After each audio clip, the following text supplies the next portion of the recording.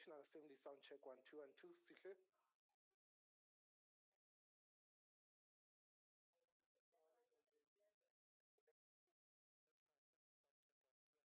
Colleagues, it's Tanya. I can hear you clearly. Okay, thank you. Thank you, Tanya. Thanks so much. Have a nice day.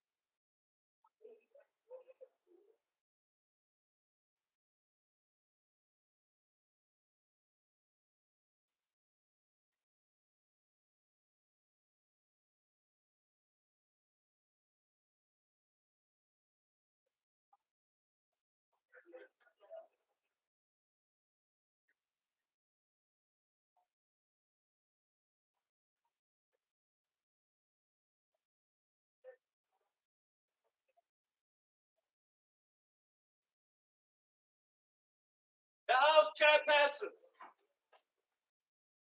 Recording stopped. Recording in progress.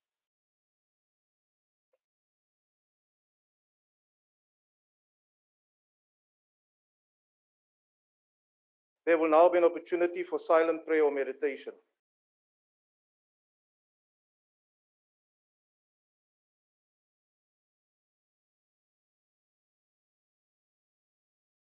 Please be seated.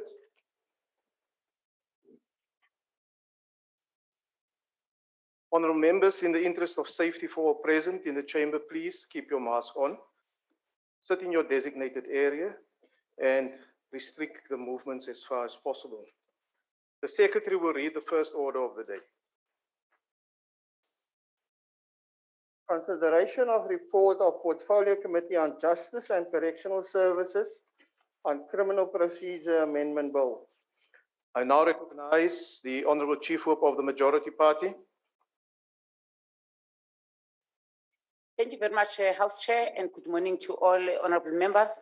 Honourable House Chair, I move that this report be adopted by the House. Thank you. The motion is that the report be adopted. Are there any objections?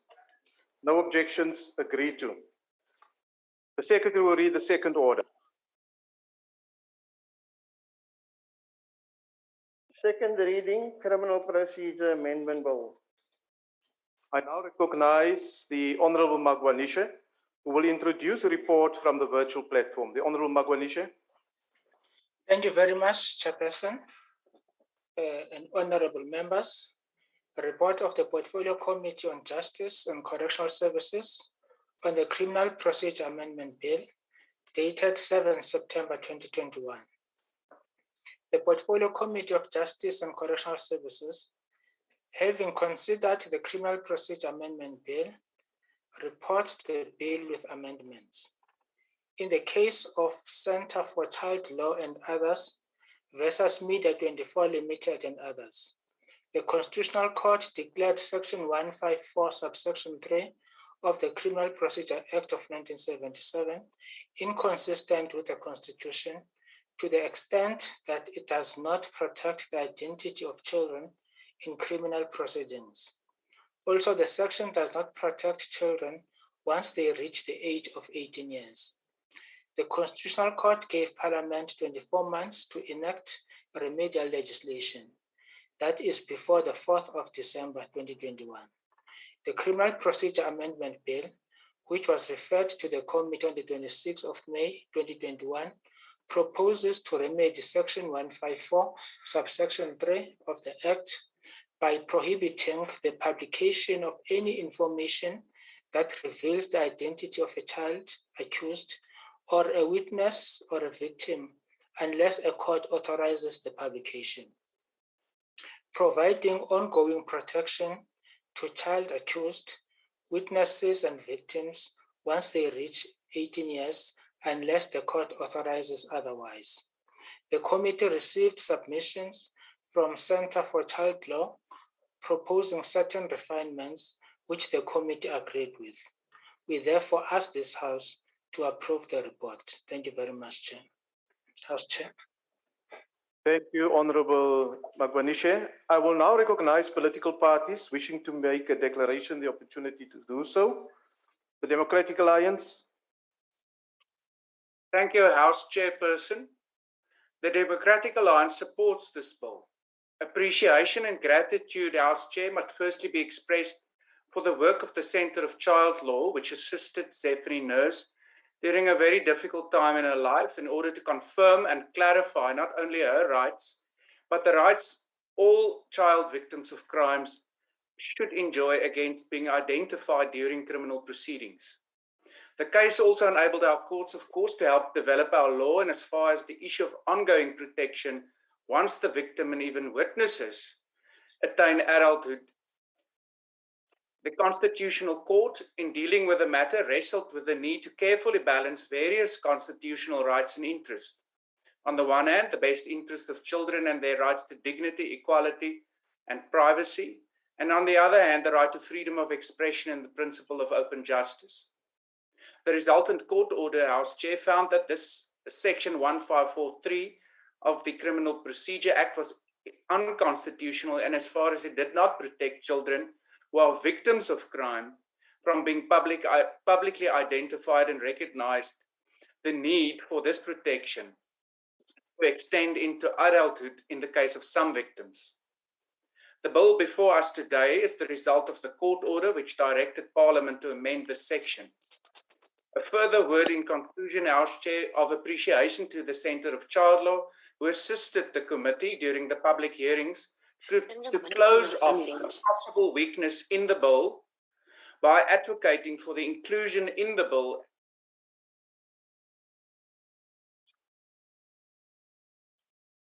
We seem to have lost the connection on the virtual platform, or the mics have been muted. Yes, House Chair, I was unfortunately muted. Allow me to conclude. Please proceed. This bill, House Chair, is the result of the court order which directed Parliament to amend this section to properly protect child victims of crime. In conclusion, a final word of appreciation or a further word of appreciation to the Centre of Child Law, who assisted the Portfolio Committee during the public hearings to close off a possible weakness in the bill by advocating for the inclusion in the bill and of an express prohibition on publication on social media platforms as well. Thank you, House Chair. Thank you, Honourable Member. The EFF. Thank you very much, Chairperson. The EFF welcomes and supports the Criminal Procedure Amendment Bill. The bill arose from the Centre of Child Law Constitutional Court judgment, which ruled from Section 154, subsection 3 of the bill, does not afford protection to child victims of criminal offences, and that the protection does not continue to apply even after a child accused, a witness, or victim turns 18 years of age. In contrast, the law is supposed to continue to protect them. While the bill is a step in the right direction to provide ongoing protection, as a society, we continue to fail child accused, witnesses, and victims, even when they're still under 18 years of age as a society. Our society hates children. In townships, rural areas, and cities, our children have turned to murderers and they're killing each other. As of the 11th of May 2021, 12,542 persons between the age of 16 and 25 were incarcerated in the correctional services. 2,543 and 53 of them are incarcerated for murder, and 695 are incarcerated for grievous bodily harm. These are young people who should be at school, institutions of higher learning, playing sports, music, involved in robotic competitions, and being young and looking forward to a bright future. But these are colonial and apartheid legacies that the ruling party failed to address through redistribution of land, redistribution of wealth, and failure to build a society that looks after its future. So we should prioritize the protection of children, not only when there is a crime involved, but because they are the future. So the EFF does support this bill. Thank you very much, Chairperson. Thank you, Honourable Member. The IFP.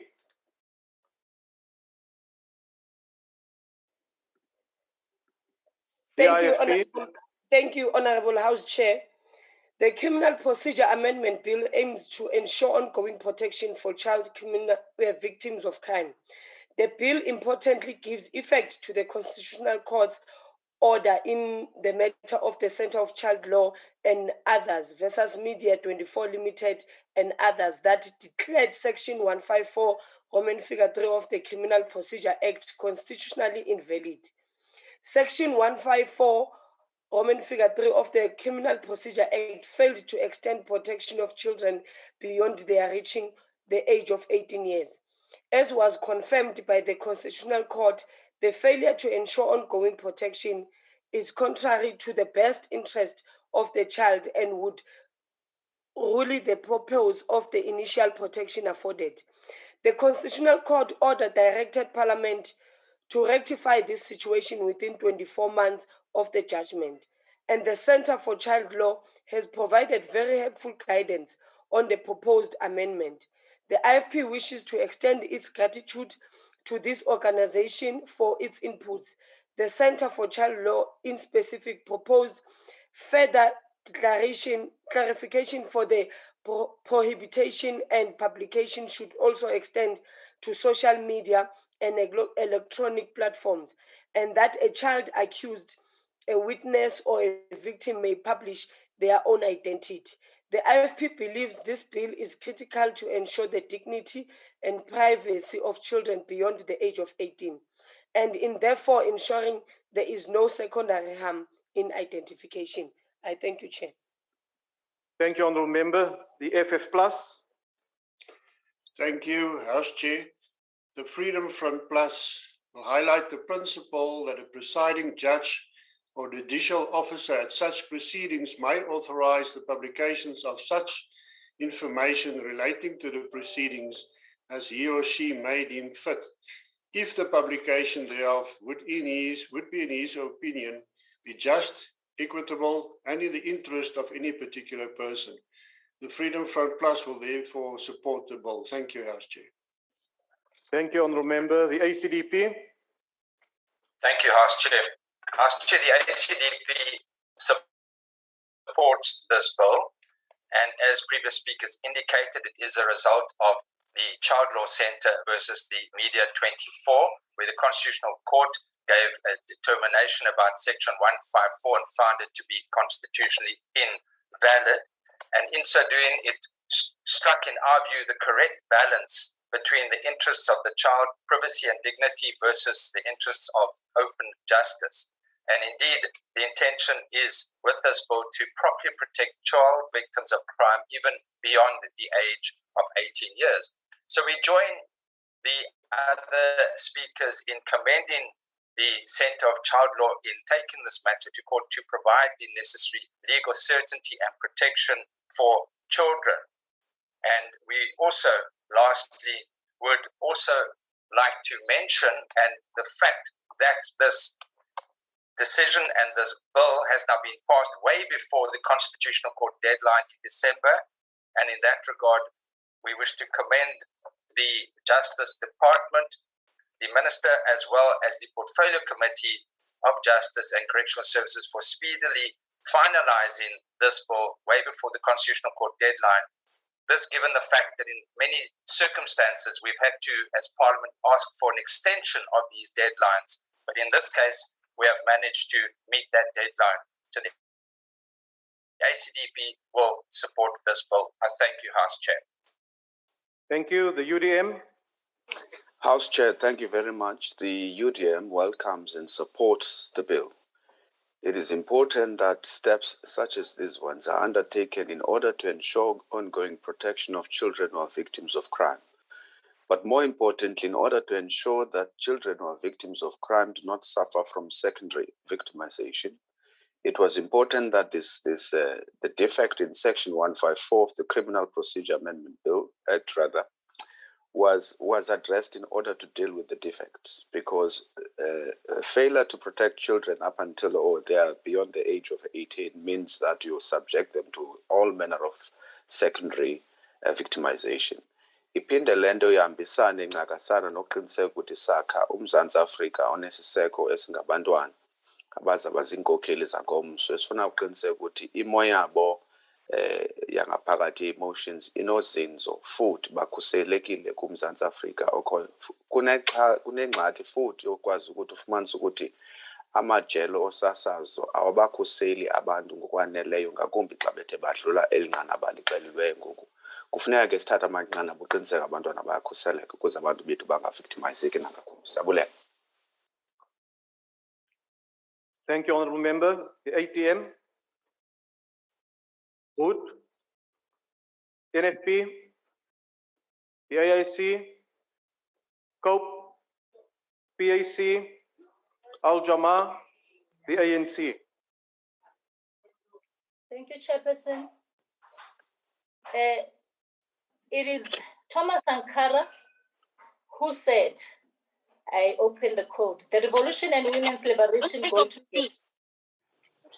We do not talk of women emancipation as an act of charity or out of a surge of human compassion.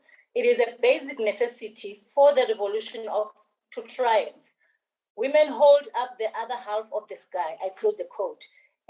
Honorable Chairperson, members of the executive, members of the House, it is befitting that I join fellow South Africans in paying tribute to the late former Deputy Minister of Science and Technology and members of Parliament, Honorable Zanele Kamagwaza Msibi.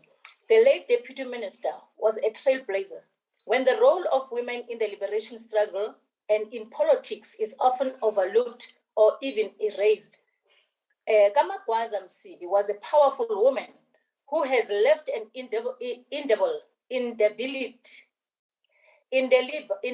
mark in South African politics. She was committed to transformation in society, defeating patriarchy and improving the lives of people. We sent our condolences to her family and friends and the National Freedom Party and all who knew her. Chairperson, the ANC supports the Criminal Procedure Amendment Bill. The bill seeks to amend the Criminal Procedure Act of 1977 so as to further regulate the publication of information which reveals or may reveal the identity of an accused, a witness, or a person against whom an offender has allegedly been committed, who is under the age of 18 years, and to provide for matters of connected therewith. On the 4th of December 2019, in the case of Center for Child Law and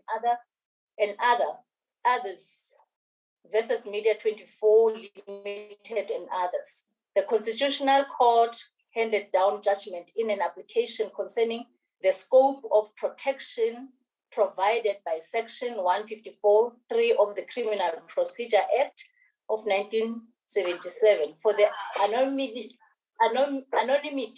of child victims, witnesses, and accused in criminal procedures. The application arose from a judgment of the Supreme Court of Appeal. The Supreme Court of Appeal had declared Section 154(3) to be unconstitutionally invalid to the extent that the provision does not protect the identity of child victims in criminal proceedings. The Constitutional Court has a rich children's rights jurisprudence. A significant contribution made by this court to the development of the rights of children is its comprehensive jurisprudence on the best interest of the child, for which the court has been praised by international bodies. The constitutionalization of the best interest of the child in Section 28(2) of the Constitution, 1996, has facilitated this development. Adding to our jurisprudence, the Constitutional Court in this case held that Section 154(3) of the Act does not afford protection to child victims of criminal offences, and that the protection does not continue to apply even after a child accused, witness, or victim turns 18 years of age, which it should do. Section 154(3) was thus declared inconsistent with the Constitution, and Parliament was given 24 months to correct the defect. The first judgment held that overarching purpose of Section 154(3) of the Criminal Procedure Act is child protection. Protection from the potentially harmful effect of publication of their names and identities as a result of being implicated in criminal proceedings. Since this protection is only afforded to child accused and witnesses, the landed judges found that there is a lacuna in the law as it pertains to protecting child victims in criminal proceedings.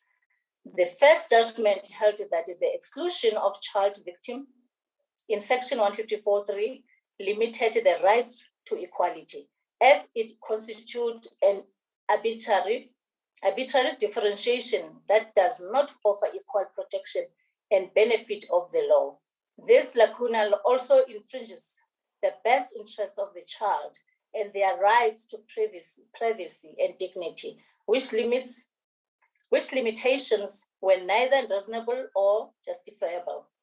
The first judgment, while endorsing the importance of freedom of expression and the principle of open justice, held that the default position of ongoing protection, not a blanket rule, would not severely encroach on media freedom.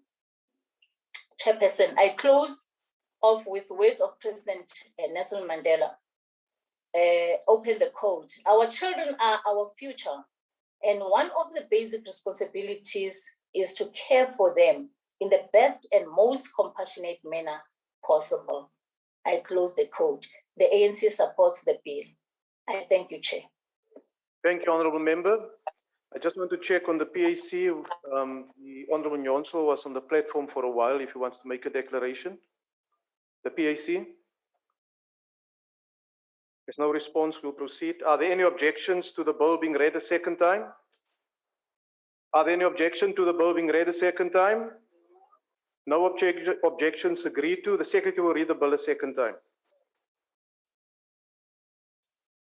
Criminal Procedure Amendment Bill.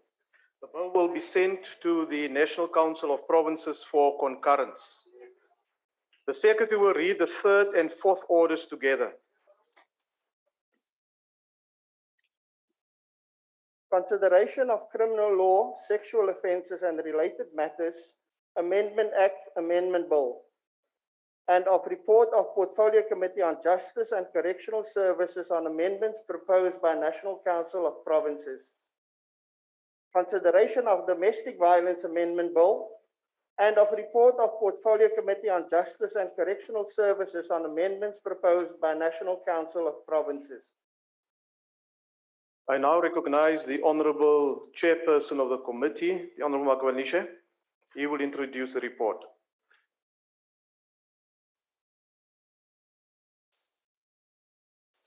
Thank you very much, House Chairperson. The Portfolio Committee on Justice and Correctional Services, having considered the Criminal Law, Sexual Offences and Related Matters Amendment Bill and the proposed amendments of the National Council of Provinces, passed on the 1st of September 2021, reports that it agrees with the proposed amendments. The amendments proposed are largely technical and consequential. Notably, it is proposed that the phrase, open quote, persons who are mentally disabled, close quote, be replaced throughout the bill with the phrase, open quote, persons with mental disability, close quote, as this is the more respectful and inclusive term. It is also proposed that a reference to, open quote, are present or congregate, close quote, be omitted in clause 6 to avoid unintended consequences resulting from overly broad phrasing. For purposes of consistency and to align with these amendments brought by this bill, further technical amendments related to the phrase, open quote, persons who is vulnerable are proposed. Therefore, we agree with all these amendments from the NCOP. With respect to the domestic violence, the Portfolio Committee of Justice and Correctional Services, having considered the Domestic Violence Amendment Bill and the proposed amendments of the National Council of Provinces, passed on the 1st September 2021, reports that it agrees with the proposed amendments. The proposed amendments are largely technical and consequential in nature. The NCOP also proposed that the language used in the bill be amended to be gender neutral and inclusive, so that the legislation is sensitive, flexible, and engaging with regard to considerations of equality, dignity, and identity. We therefore move that both reports be adopted. Thank you, Chair. Thank you, Honourable Member. As there is no list of speakers, I now recognize the Chief Whip of the Majority Party.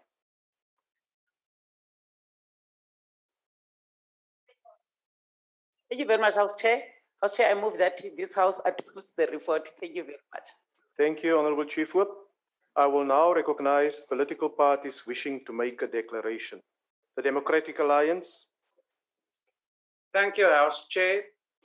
When this House adopts the amendments which the National Council of Provinces affected to these two bills today, it will bring to a conclusion a parliamentary process which was, with good reason, a testimony of the way in which parties and members from different sides of the aisle can work together to strengthen a legislative framework in order to assist society to deal with one of its gravest ills.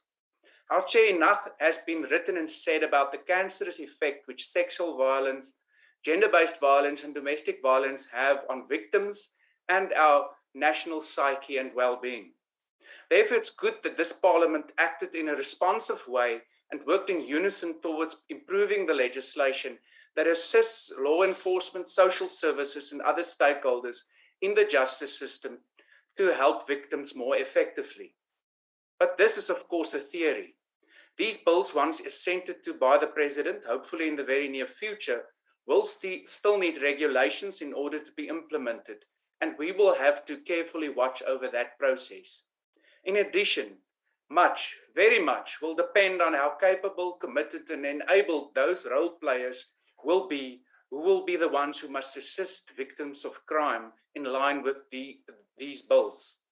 While we know that there is many compassionate and caring members of the South African Police Services and the National Prosecuting Authority, it remains a big issue, House Chair, that one of the reasons why as few as 1 in 9 rape victims report the fact that they have been raped is the very real fear that they will suffer secondary victimization by the criminal justice system.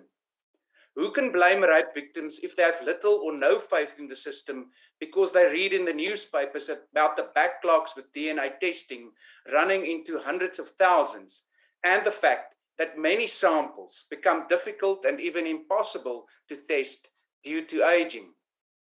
House Chair, similarly, it remains true that the manner in which we as South Africans still afford men and fathers respect as heads of households, even in cases where men do nothing but abuse that historical power, mostly by also making use of their physical power, maintains a situation where our domestic violence laws remain largely inefficient. This will only change if we are able to change generally held attitudes and beliefs, while also bringing properly assistance to those functionaries within the SAPS, the Department of Social Services, the Department of Health, and the Department of Justice. While we therefore support these bills wholeheartedly, it remains so that we must, as the oversight body of the executive, be obsessive in our oversight going forward about implementation. Otherwise, the adoption of these bills will be nothing but an academic exercise. Thank you. Thank you, Honourable Member. The EFF. Thank you very much, Chairperson. The EFF welcomes this report. For years, South Africa has been plagued by the rise of gender-based violence and sexual crimes, mostly perpetuated against women, children, and those living with disabilities. The EFF's gender-based violence desk is inundated with calls from all over South Africa, from women who have been beaten, sexually assaulted and violated, children who have been at the mercy of family members who have violated them physically and mentally, families who have lost loved ones due to domestic violence and sexual crimes. Criminals and sexual offenders have been brazen in their audacity in targeting not only women, not only children and those living with disabilities, but also the LGBTQI+ community. We also appreciate the work done by both the parliamentary houses, along with parliamentary staff, in making sure that due diligence was done towards these bills. Not only is this a big leap for this parliament, it is also a big leap for the judiciary, a leap that is long overdue. All that needs to happen now is to finalize these bills as soon as yesterday. We thank you, Speaker. Thank you. Thank you, Honourable Member. The IFP.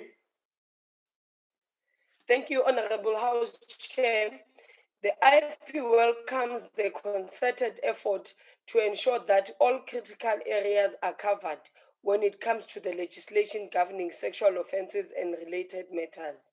As indicated by the most recent crime statistics, sexual offences continue to rise. It therefore behoves this House to ensure that greatest protection is extended to victims. The amendments made by the National Council of Provinces to the Criminal Law, Sexual Offences and Related Matters Amendment Act Amendment Bill, while consequential and or technical, are important. The IFP recognizes that children are not the only ones who are vulnerable to sexual assaults, and IFP welcomes the inclusion of vulnerable people as a broad umbrella to encompass everyone who is in need of the protection. As the world changes, we as the legislature must pass responsive law that reflects the revolution of language. The IFP welcomes the inclusion of the term sexual intimidation to the law. This serves to criminalize conduct that, while less violent, is just as harmful and dangerous. The IFP also recognizes the change in language when referring to mental illness and disability. In addition, the IFP welcomes the further regulation of individuals and the National Register of Sex Offenders in terms of who may be removed and the reporting duty of convicted perpetrators. This is a positive step in creating a safe environment in our communities. In relation to the Domestic Violence Amendment Bill, the IFP welcomes that the NCOP sought to make sure language gender neutral, and this holds prospects for more inclusivity. Further, the broadening of the definition of harassment to include stalking and whining, the scope of the maintenance relevant to emergency monetary relief will ensure that the scourge of domestic violence is addressed efficiently. It is progressive that the amendment bill takes note of the wide use of digital technology and the responsive. The amendment of clause 1 of the bill, such as section 154 Roman figure 3 of the Act, will explicitly prohibit the publication of protected information and electronic social media platforms is timely. This will hopefully assist in closing the gap and offer further protection to victims of domestic violence, whether it be physical or visual abuse. I thank you, Chair. Thank you, Honourable Member. The FF Plus. Thank you, House Chair. If the Criminal Law, Sexual Offences and Related Matters Amendment Act Amendment Bill serves its purpose well, and this is important, it should serve its purpose well, to strengthen South Africa's response to gender-based violence and femicide, to include the particulars of all sex offenders and to expand the list of persons who are to be protected to include other vulnerable persons, and the implementation of the rules and regulations logic and rational. The Freedom Front Plus will support the amendment on both the bills before the House. Thank you, Chair.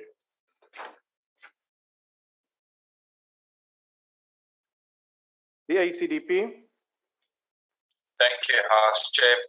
House Chair, today these GBV bills will be finalized by Parliament after the Justice Committee has considered the NCOP proposed amendments. This the ACDP welcomes. We do, however, remain deeply concerned about the high levels of violence in the country. The crime statistics recently released by Police Minister Chele paint a horrific picture of what the most vulnerable in our communities, the women and children, have to endure on a daily basis. During the period of April to June this year, a staggering 10,000 rapes were committed.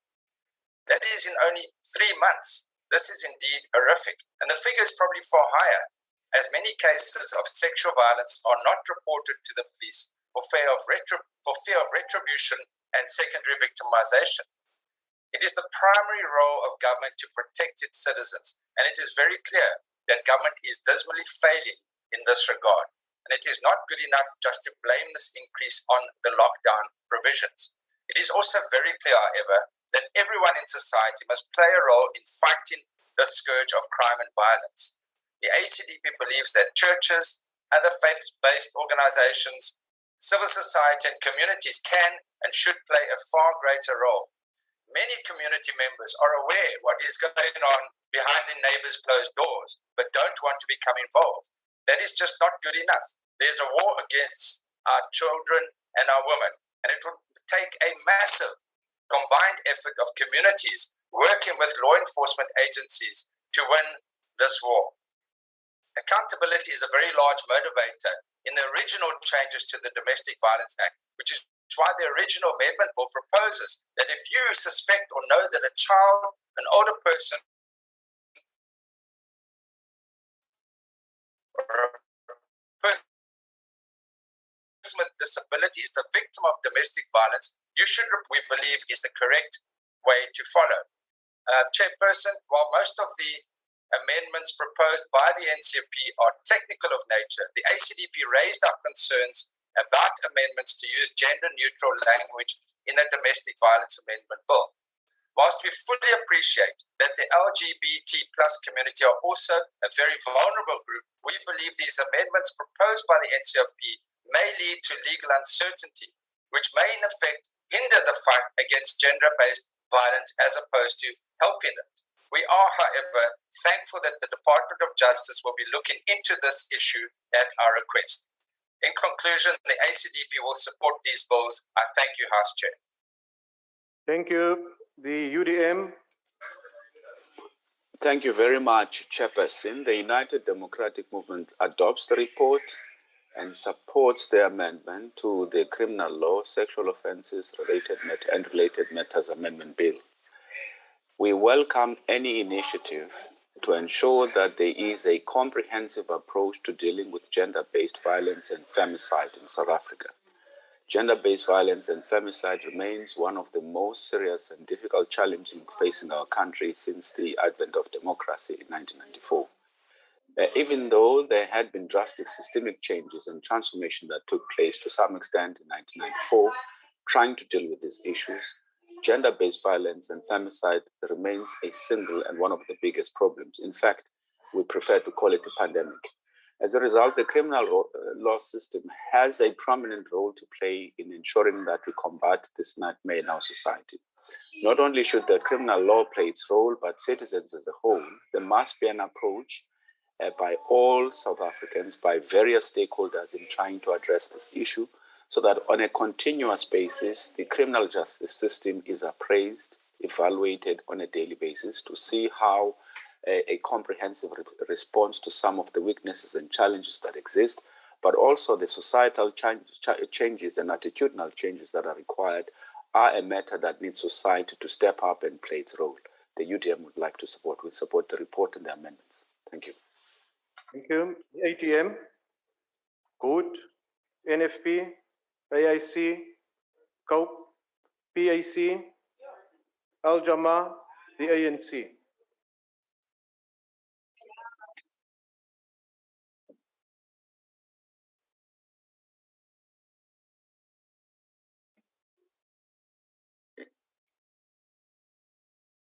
Honorable Chairperson, honorable members, comrades and friends.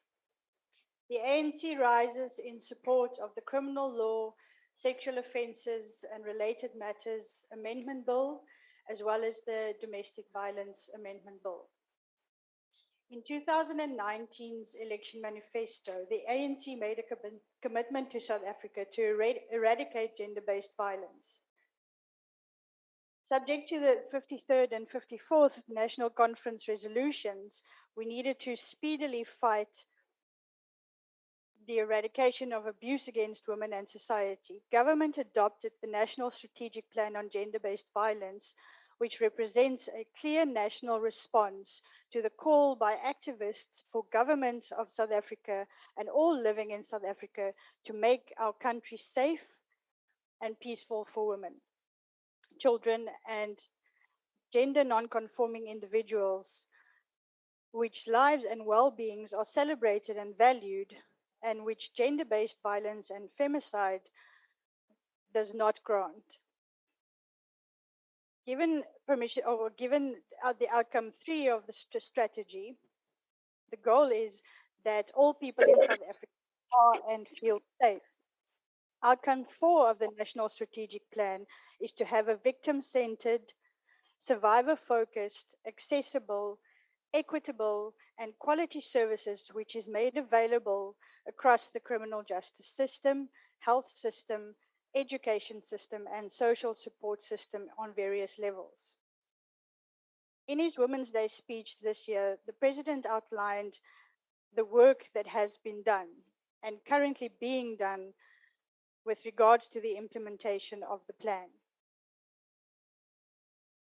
Among this is legislative reform of the 3 gender-based violence bills, 2 which have been transmitted from the NCOP. Honourable Chairperson, the criminal law seeks to extend the protection afforded to victims of gender-based violence. The cornerstone of the criminal law is the National Register of Criminal Offenders. The bill seeks to further regulate the inclusion of the particulars of persons in the National Register,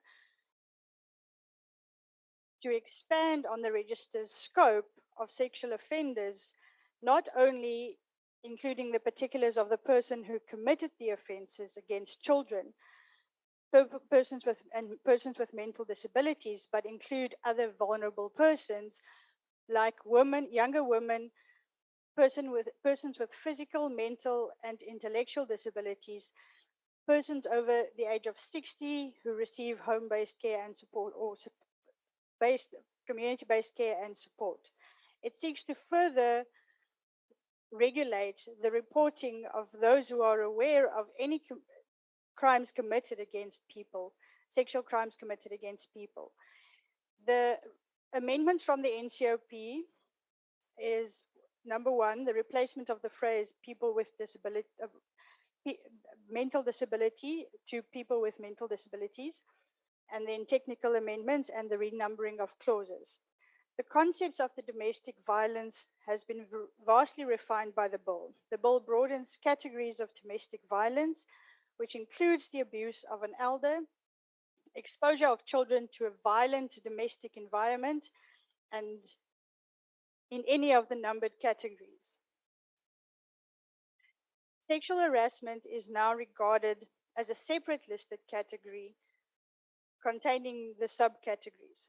The bill addresses issues of spiritual abuse, entry to a victim's workplace without consent, and physical abuse of children. The bill places a positive duty on those in the health, education sector to screen, counsel, and provide emergency medical treatment to victims. Plus the provision of persons to report the abuse of a child, an elderly, or a person with a disability to the police. The bill penalizes willful non-disclosure with a fine or imprisonment or both. In this digital age that we live in, the bill encourages the process of applying for protection online. It is expected that this change will ease the burden placed on those looking for protection.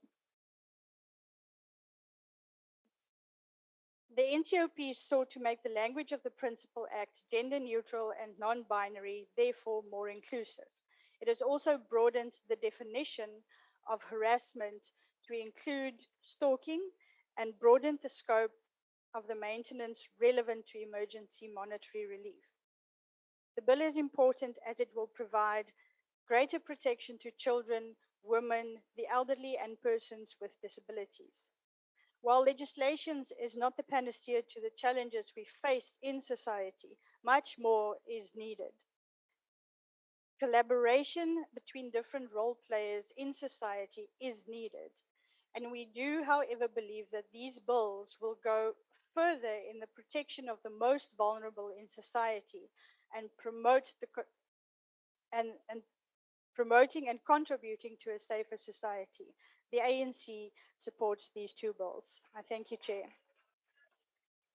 Thank you, Honourable Member.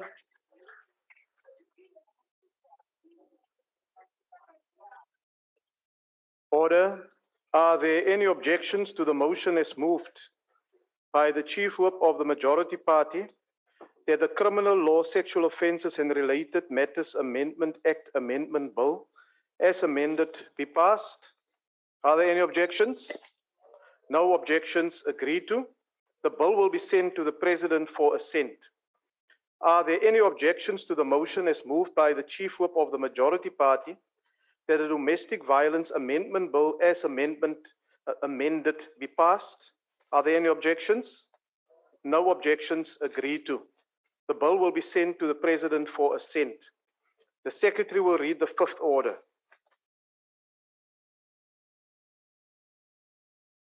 Consideration of report of Standing Committee on Finance on determination of remuneration of members of the Financial and Fiscal Commission.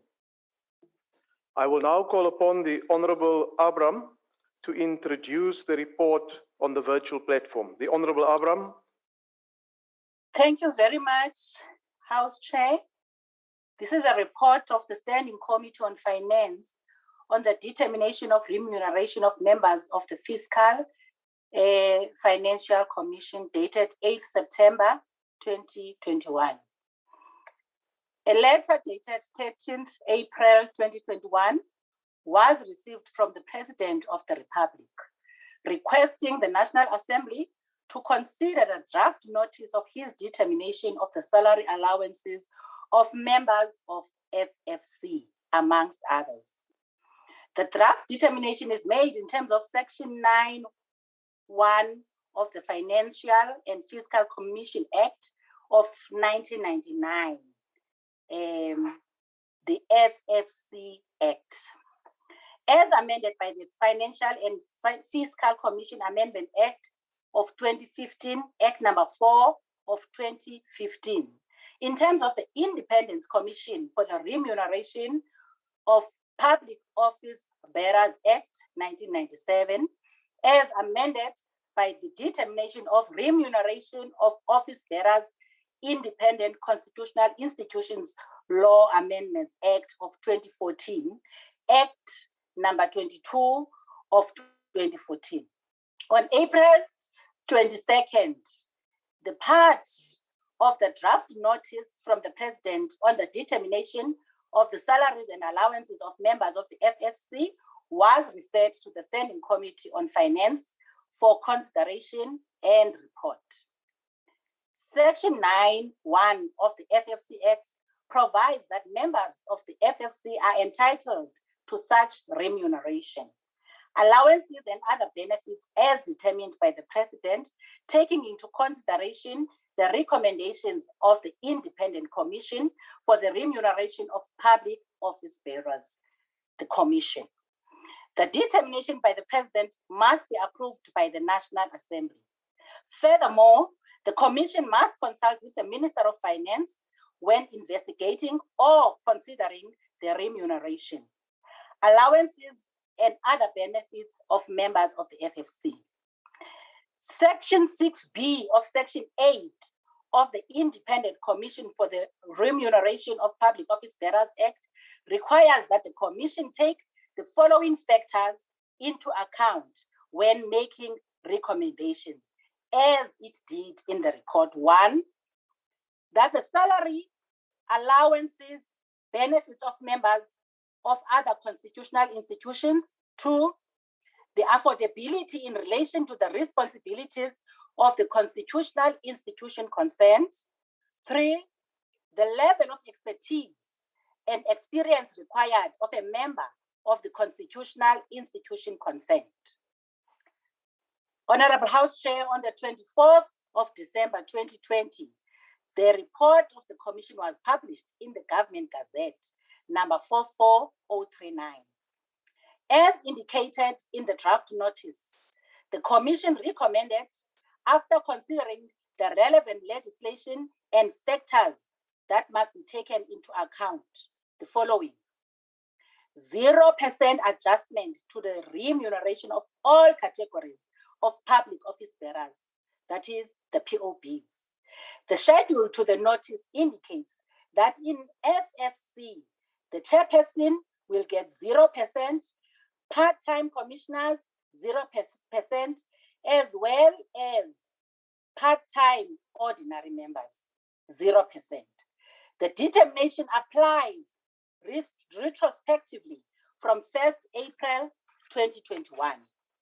The Standing Committee on Finance, having considered the determination of remuneration of members of the FFC, referred to it unanimously, adopted the report, and approves that the President's determination of remuneration of members of the Financial and Fiscal Commission be reported as such.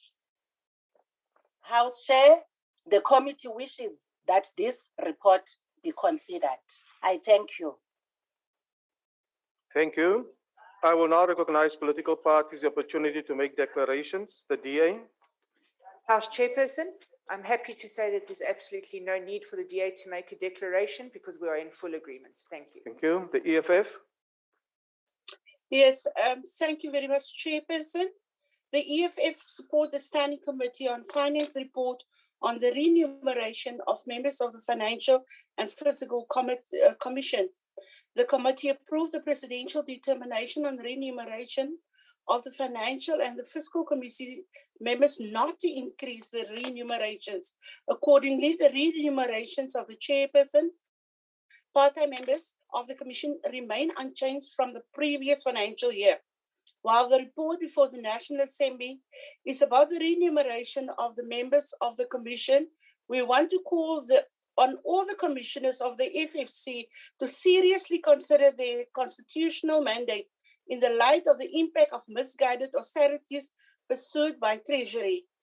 While the new finance minister thinks reducing government expenditure does not impact the overall economy of funding of police, health, education, and other social service, it's time that the FFC is impartial and not sold the confirmed Treasury proposals, even when their proposed budget is not in the interest of the South Africa economy.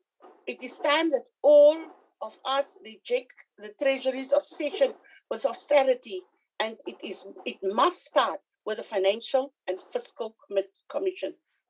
Thank you. Thank you. The IFP. Thank you very much, Honorable Chairperson.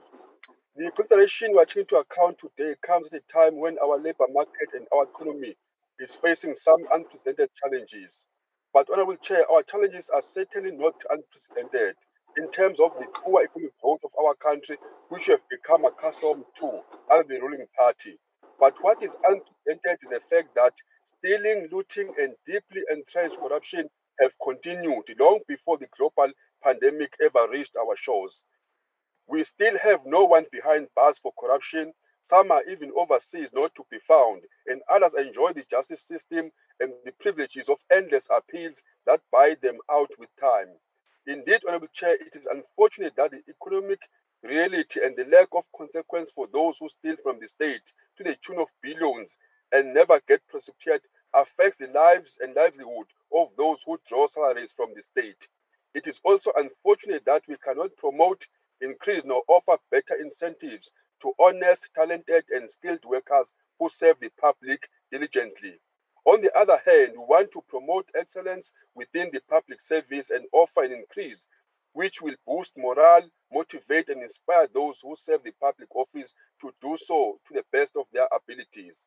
Furthermore, Honorable Chairperson, it is a well-known fact that any country with an economy that works for its people, it's able to offer such increases to public sector servants.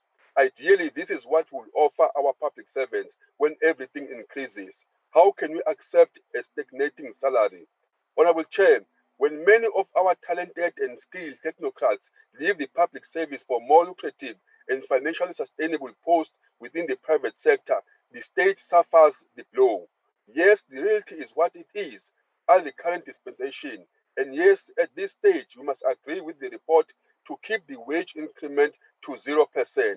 But we do so with some form of shame as we are failing our public sector servants. Therefore, Honorable Chairperson, this is made by the Committee on the Remuneration of Salaries of FFC unfortunately in line with the global economic state of our country and the lack of leadership that will tackle our one biggest evil, which is corruption. The IFP do support the report, Honorable Chairperson. Thank you. Thank you. The FF Plus. Thank you, House Chairperson. House Chair, we are in support of the report and also of the responsible recommendations. I thank you. Thank you. The ACDP. Thank you, House Chair. The ACDP is in support of the report as well. Thank you so much. Thank you. The UDM. Thank you, Chairperson. The UDM also supports the report and its recommendations. Asinayithi imali ityiwe ngamasela lento ingekho. Isichaphazela sonke. Nkosi. Yes, honorable members, sometimes it's just good to say I support the report. And not for all these others, Sela and all these. It's in bad Political debate, Chair. No, honorable member, I have not recognized you. You have been addressed previously by the Deputy Speaker on this matter. The ATM, good, NFP, AIC, COPE, PAC, Al-Jama, and the ANC.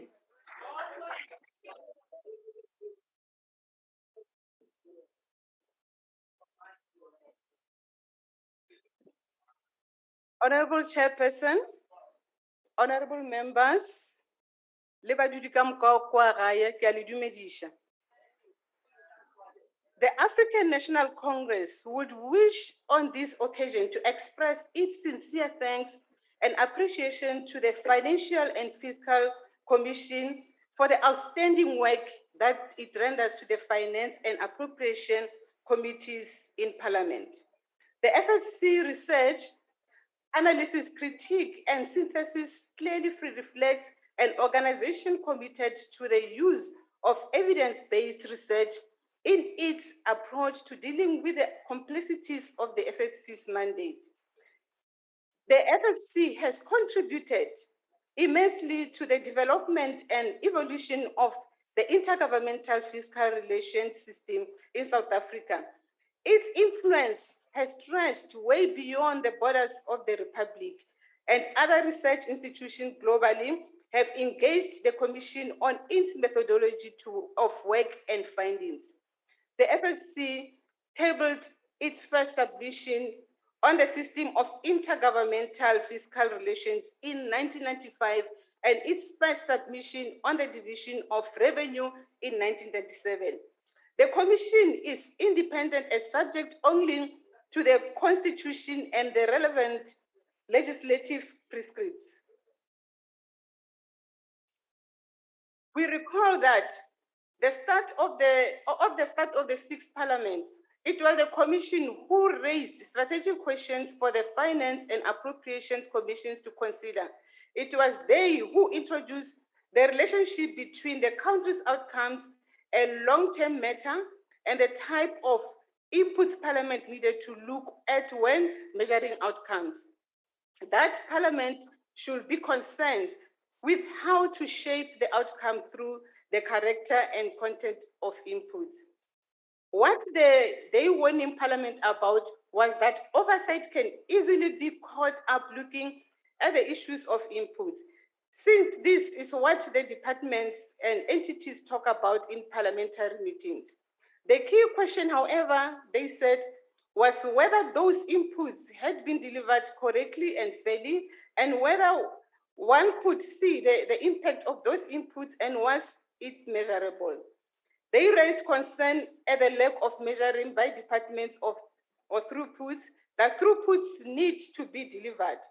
They introduced that one of the throughputs that Parliament must be engaged with is oversight on the end goal which needs to be achieved. So with basic education, they explained the throughput is whether the child understands the language of maths in order to understand the other subject matter. They introduced to our oversight the need to sequence input, throughput, and much later outcomes. That if the wrong questions are being asked, this leads to wrong answers being provided. No department could give a committee an outcome if their policy has not already been implemented. It was the FFC who expressed the view that Parliament oversight was not always timely or well synchronized with the government's planning and budget cycle. It was the FFC who raised the concern over the equitable share initially between the three spheres, but in later years, the real concern was not the vertical division of the equitable share, but the horizontal equitable share within provinces and within local government. I'm illustrating the immense contribution the FFC has made to our work in Parliament, and their proposal have helped to improve the quality of our oversight work.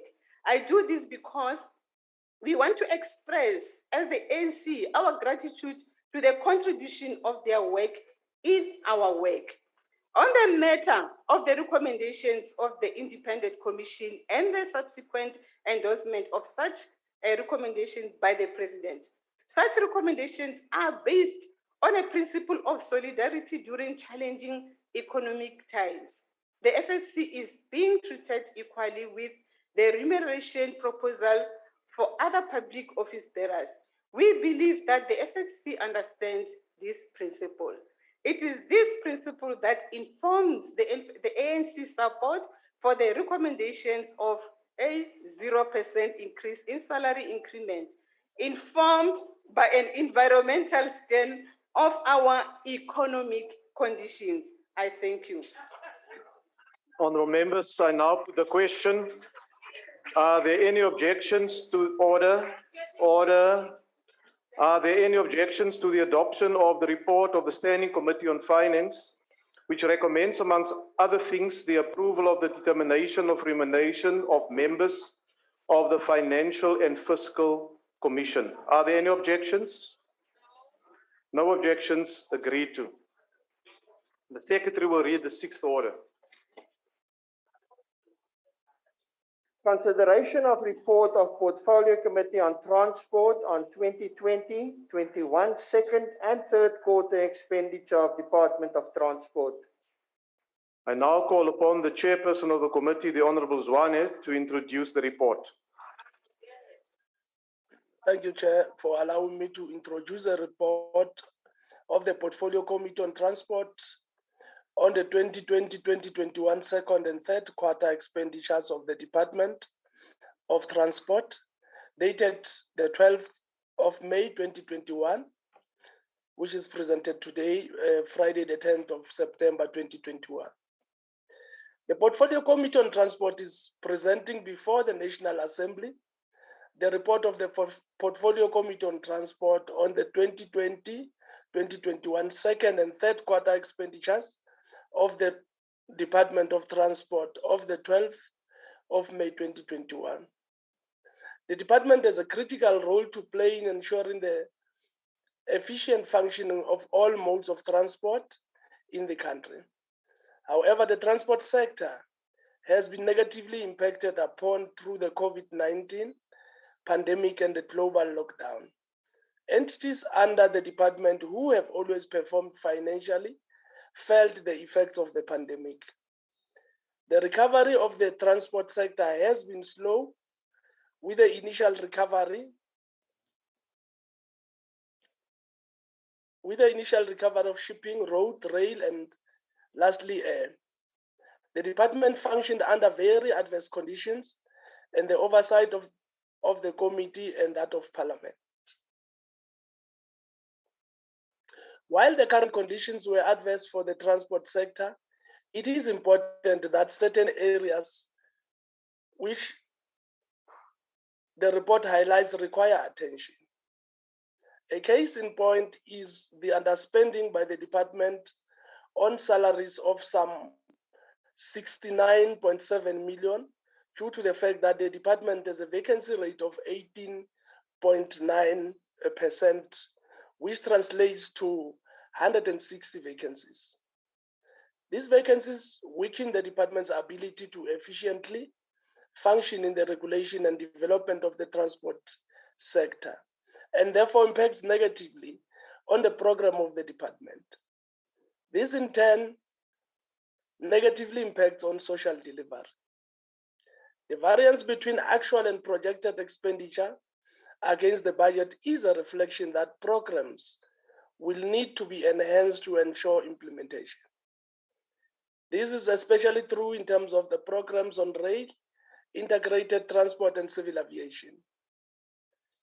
The state of the rail network forces the working class and the poor to utilize more than one mode of transport or to utilize more expensive modes of transport. The rail network must be secured from vandalism and theft and must be fixed to serve the people and the economy of the country. The pattern of underspending by the department does impact on government's ability to deliver its program in the shortest possible time. The report makes important observations and recommendations. An important observation is the ability of the department to make information timelessly available to ensure that effective oversight can occur on the part of the committee. We believe this to be both positive and desirable. The department must develop a clear plan with timeframes as to when vacant posts are going to be filled and how it is going to implement its program and plans. Its plans and program must be based on sound policy, legislation, and regulation. But the bias of the programs has to be service delivery, and its performance needs to be measured against service delivery. Transport is a critical factor in the infrastructure program of the economic reconstruction and recovery plan, and therefore the need for the department to be geared for implementation. The development of roads, rail, and ports, which in essence constitute the transport sector, is critical for inclusive economic development and growth. Civil aviation is critical to the tourism industry, which is a major creator of jobs, and therefore the necessity under current conditions to reposition the civil aviation sector to ensure that it is a catalyst for economic development.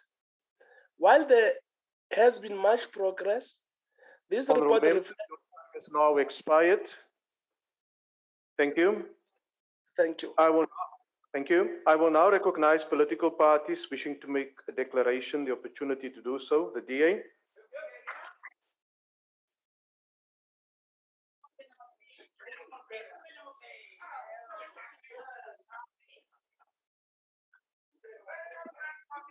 Ngiyathokoza sihlalo ngilotshisa isitshaba sonke.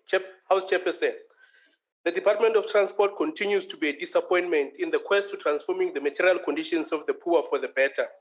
I say this with a heavy heart, given the opportunities that the department has missed with its continued complicit nature of under-expenditure in its budget allocation.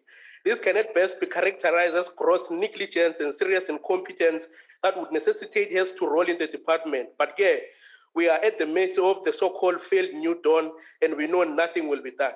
In the supplementary budget allocation for the 2020-2021 financial year, the Department of Transport was allocated 57.4 billion rands to run its programs. However, it is worth noting that the department spent 42.4 billion against a third quarter projection of 44.4 billion rands. This is a representation of a 2 billion rands under expenditure. No excuse whatsoever can be accepted for such underperformance, given the many defects experienced by South Africans when it comes to transport. Many provincial roads are in a desperate state of disrepair and are a hazard to motorists. This is mainly due to the fact that the public transport network grants are allocated to municipalities and provinces who have no capacity to implement these projects. The department's failure to finally set up a fully functioning monitoring directorate to monitor these grants is rather disappointing. This is despite 48.6 million rands budgeted for this purpose since 2018. House Chairperson, the current disrepair in the rail sector is not by accident. This has been a clear program of this government to cause destruction and mayhem in the rail sector. This is despite the ANC's own policy documents clearly directing the governing party to move people and goods from road to rail. This policy directive of the governing party is seemingly meaningless and nothing more than a worthless document gathering dust. There is empirical evidence and data to prove that the disinvestment in the rail sector is an ongoing program of the ANC government. A close analysis of the department's budget from the 2015-2016 financial year and the comparison of the 2020-2021 financial year paints a very disturbing picture of the ongoing effort to cripple and bring to its knees the rail sector. In the 2015-2016 financial year, the rail transport program budget was sitting at 18.3 billion rands. Yet today, in the current adjusted budget, the same program is allocated the budget of 12.1 billion rands. This represents a 6.2 billion rands disinvestment in the rail sector in the last 5 years. At whose advice, we don't know. The rail program is characterized by delays in the rolling stock fleet renewal program, along with poor spending on the rail infrastructure. The Passenger Rail Agency of South Africa has struggled for many years to roll out this modernization program, which is meant to improve the reliability of services and increase the number of passengers, which over the years have also consistently declined. House Chairperson, Minister Fikile Mbalula, led by his friend and confidant, the Director General of Transport, have presided over the reprioritization of money meant to fix the rail sector to other programs and entities. Minister Mbalula has continuously demonstrated his disregard of the potential that the rail sector has by approving a reprioritization of a 2.3 billion rands capitalization to Airports Company of South Africa and a further 1.1 billion rands once-off gratuity to the taxi industry for the COVID-19 tax relief fund in the current financial year. Despite this, the department is yet to even spend a single cent of that 1.1 billion rands COVID-19 tax relief fund. House Chairperson, the department has confirmed through the minister that they misled the people of Mpumalanga by promising them the Moloto Railway Development Corridor. In actual fact, the minister has confirmed that the ANC government has never had any funded plans to implement this project. They are just a bunch of liars and nothing else. House Chairperson, in closing, we call on all South Africans to reject liars in the upcoming local government elections and vote for a democratic alliance, because only the DA gets things done. We further make a clarion call to Johannesburg to vote for Dr. Mpho Phalatse for Mayor of South Africa's Economic Hub to continue with impressive progress in the Midvaal local municipality. We are asking voters to vote for Peter Texera for Mayor, and we are saying your time is up. Local government elections are here. People in Johannesburg are going to vote for the Democratic Alliance overwhelmingly because only the DA gets things done. Dr. Mpho for Mayor, I thank you. Not Johannesburg. Bayokosha nawe. Honorable members on the virtual platform, I'm going to remove you if you just switch on your microphone without being recognized. The EFF. House Chair, the EFF reject the Portfolio Committee on Transport reports on the second and third quarter for the Department of Transport, and we do so for the following reasons. While the Minister continues to make so much noise as if press conferences and public relations will improve the transport system, the reality is that there is no change for workers. Instead, the budget of transport is being reduced because of treasury authenticities. The budget was reduced from 62 billion to 57 billion, and this is just the beginning. This is made worse by the department's failure to spend what was protected in the reporting period. Vacancies in strategic positions continue to impact service delivery negatively. We continue to see privatization of rail that will benefit handpicked people paraded as investors only to line their pockets. We are struggling as a country to secure our rail infrastructure and do basic maintenance, but we want to build a high-speed rail corridor with which capacity. Which drivers will drive these trains? Where are the people who will maintain this infrastructure being trained? Because ostensity is taking money from institutions of higher learning. We are told about a single ticketing system where more than 70% people of South African transport system is not formalized, and there are no incentives to do so because there are no subsidies. We are still fighting every day for the right to universal access to transport for people living with disabilities. Still, we are fighting this in the context of redistribution of land equity. We need land to achieve universal access to transport for people living with disability. As long as we fail to address spatial planning and eradicate colonial and apartheid legacies that continue to shape our society, we will not have functional transport system in South Africa. Thank you. Thank you, Honourable Member. The IFP.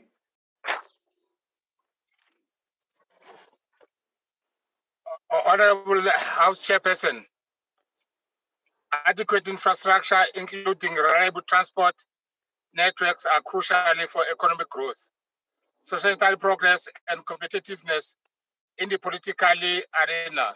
Hence, it remains an important objective. In the same context, the Department of Transport serves not only in the movement of raw materials, distribution of goods, and the movement of people, but also in creating jobs and achieving developmental plans. Honorable Chairperson, the Department 2020 and 2021 primary allocation before the delivery of supplementary budget by the Minister of Finance, Tito Mboweni, on the 24th June 2020 was 62 billion. However, the supplementary project reduced its allocation by 4.6 billion, which was not unique to this department. Due to the need to redirect funds toward the health system and address the issues of accumulated debt, the department spent 42.4 billion against the third quarter projection of 44.4 billion, meaning that the spending was 2 billion lower than projected for this period. While lower and efficient budget spending is desirable, this must not be at expense of service delivery. In 2018-19 and 2019-20, the funds allocated for strengthening the department's capacity to monitor public transport conditional grant were not used. In the current year, 2020-21, the 45 million earmarked for strengthening the capacity to monitor public transport grant has also not been used, suggesting repeated non-achievement in that specific program. These shortfalls also highlight the lack of alignment between the program planning, implementation, and service delivery target. In light of the concept presented by the Portfolio Committee, the IFB welcomed the recommendation that the department provide the committee with quarterly reports on non-compliance by municipality linked to the public transport network. The required information to report on the support given to municipalities from the department will enable stakeholders to assess where intervention were needed. Further, Honorable Chairperson, the resolution that the department initiate without delay the purchase of South African flag killing tugboats and a flight inspection aircraft is timely since the national has gone through turbulent times with the national airline. The state flight inspection aircraft will be in restoring confidence by assuring the safety of prospective passengers. The IFA accepts the Portfolio Committee recommendation for the enhancing the performance of the Department of Transport as a key sectors to development. Honorable Chairperson, siyobonga izinto zonke esuke ekhulunyiwe zenzeka. Thank you very much. The EFF Plus.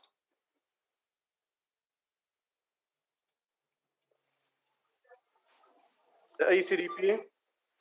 Thank you, House Chair. House Chair, the recent unrest in KZN and Gauteng again highlighted the critical role that the transport sector plays in the country. When the critical N3 highway was blocked between Gauteng and KZN, many supplies, and in particularly food and medical and other shortages existed.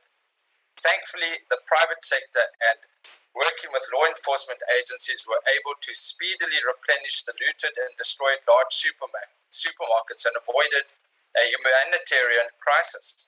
But many businesses will take years or may never recover, and included amongst these are certain freight companies that had their trucks burnt. The ACDP would like to commend all the churches and other faith-based organizations, including political parties such as the ACDP members themselves, that sprang into action to provide much-needed food and medical supplies in these provinces. But it was the freight trucks that delivered these much-needed supplies under great pressure. Chairperson, the disrepair in the rail sector is also a matter of great concern, as referred to by other speakers.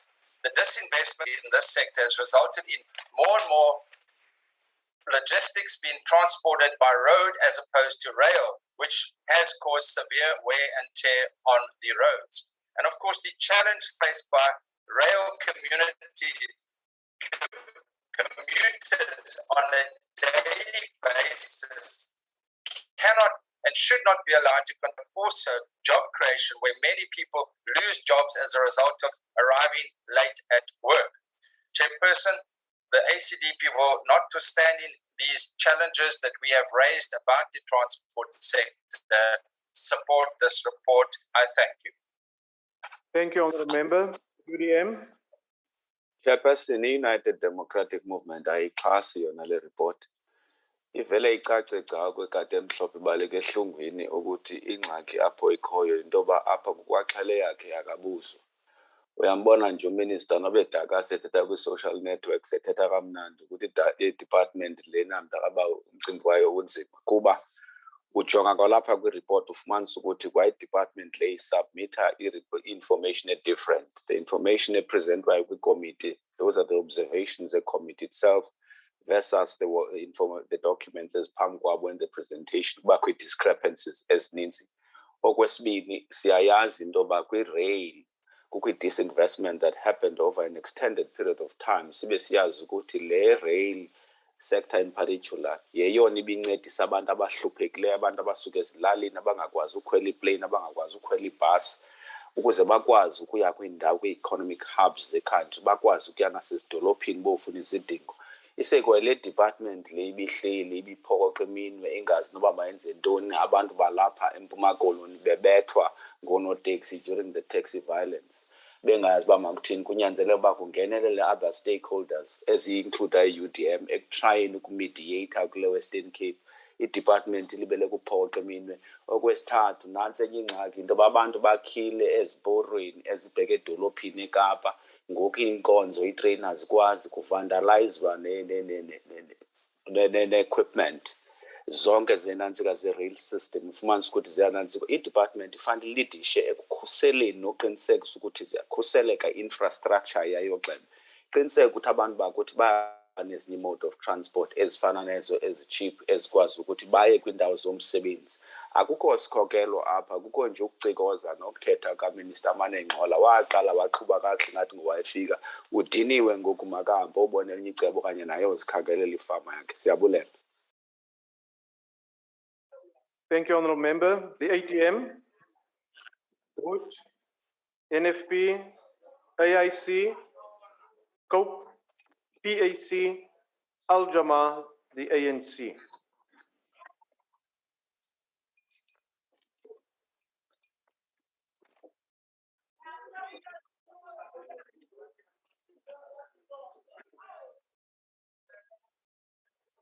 Ndolibuwa Murisei Murangadzulo Chimebi Churane Chandu Boma Jodina Mutusa Chimebi Churane Bodlakude Minister Bombalula Nabashumisani Nabo Mirado ya Butano ya Rushaka Ndiabaresha Nabadzulapo ba Afrika Chipembe Rokuvangana Vadzulapo na rokuvangana na musika dzulo heli nga ṅwedzi wa vhufa une ra khou elelwa.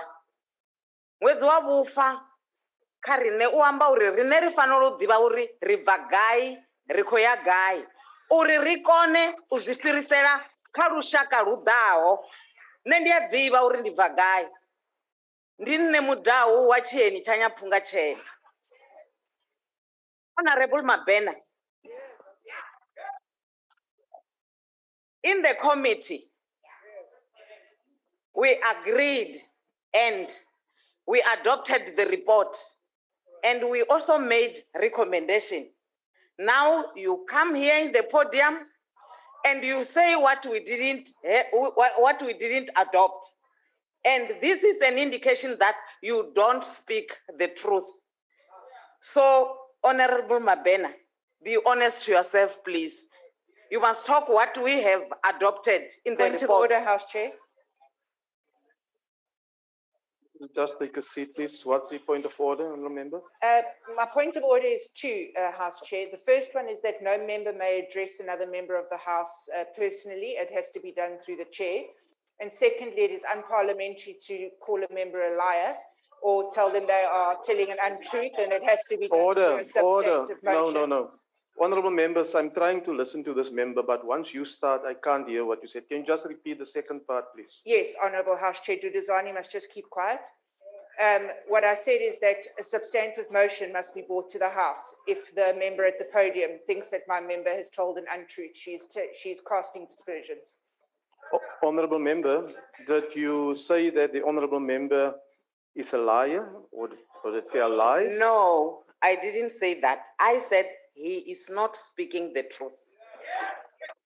Honorable member, I'll just get the table to check the transcript, and then if necessary, I'll come back to make a ruling. Please continue. Point of order, Honorable Chair. What's the point of order, May we honorable be member? informed who's Duduzane in this house? Thank you very much. Honorable member, let us please address one another respectfully and address each other as honorable. That will avoid unnecessary acrimonious exchanges from taking place. It's basic things. Thank you. Please continue.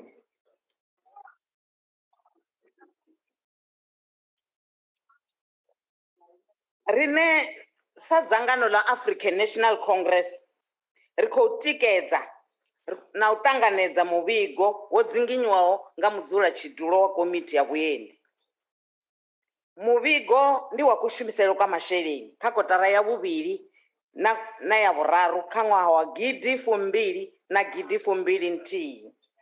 A thi nga dovhololi uri muhasho wo vha wo fhiwa vhugai ngauri mudzula chidulo wa komiti ya vhuendi ono sumbedza uri ndi ngani muhasho u songo kona u shumisa yoṱhe tshelede. Komiti ya vhuendi a yo ngo takadzwa nga muvhigo wa uri hu na zwikhala zwi songo ḓadziwaho zwi sina vhashumi zwine zwa lingana 18.9%. Hezwi zwi fanela u khwinisiwa uri tshumelo ya muhasho i vhe ya maṱhakheni. Vhuendi ha shango vhu tea u vusuluswa. Hezwi zwi kwama nga maanḓa tshumelo ya dzibada na zwidimela zwine zwa thusa nga maanḓa vhashumi na vhathu vhane vha si vhe na zwavho. Riṋe sa komiti ri khou itela khuwelelo kha muṅwe na muṅwe uri kha ri litshe vhuvhava ha u tswa dziṱhale ngauri ndi zwone zwine zwa ri humisela murahu ri si kone u wana tshumelo ya vhuendi ha zwidimela. Tshumelo ya vhufhufhi i khou tea u vusuluswa ngauri zwi kwama vhuendela mashango, mimaraga ya zwibveledzwa na u sika mishumo. Honorable Chairperson, the department's administration program was negatively impacted by the COVID-19 pandemic and the disaster management regulations, which restricted travel, and this reflects in the underspending by the department. The program of integrated transport planning indicates that the department will need to engage in better planning of its program from an implementation point of view, going forward as spending was lower than projected. This was attributable to delays in the implementation of major projects and over budgeting of the National Travel Household Survey. Spending on the rail program was 1.4 billion below budget due to delays in transfer to PRASA. PRASA has many critical areas to focus on for the security and development of the rail network to serve the needs of working class and the poor communities. Development of the rail network is critical to infrastructure development as part of the economic reconstruction and recovery plan.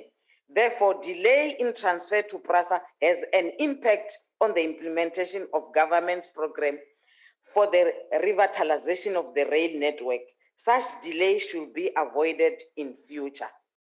The department has seen greater success with the implementation of the road transport program, and this is critical as this program has different components and is critical to the movement of people, goods, and service in a safe and efficient manner.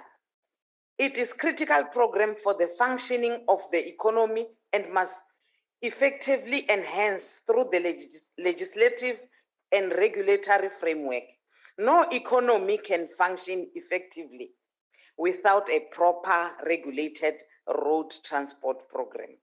The delays in the implementation of the maritime transport program resulting in marginal underspending must be enhanced, as this program is integrally tied to the efficiency of the harbors, which is the main source of the country to import and export goods.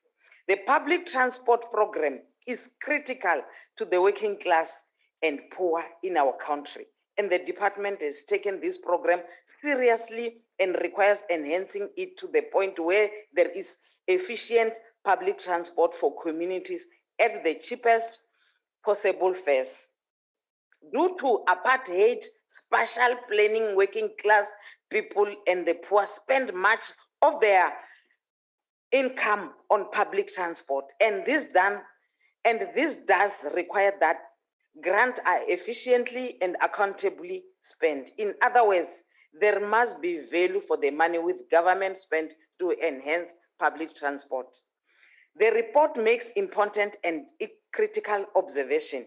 Committee highlighted the matter of the underspending by the department on goods and service, as well as on the public transport grant monitoring and the slow filling of the vacant posts. The departments must develop adequate plans to fill all vacant posts and ensure the implementation of its plans. The committee noted that the withholding of the transfer payment of the public transport network grant to Mangauni and Rustenburg municipalities occurred as a result of non-compliance. It is critical that the program of the department ensure transformation of the transport. Your time is now expired, but please don't leave the podium. I want to make a ruling. You can just take your seat, please. Honourable members, we have checked the transcript and the recording of what the member said, and the member indeed said he don't speak the truth. This has been previously ruled unparliamentary. It's in violation of Rule 85 of the Rules of the National Assembly, and I request your honourable member to withdraw that remark. Thank you, Honourable Chairperson. I withdraw. Thank you.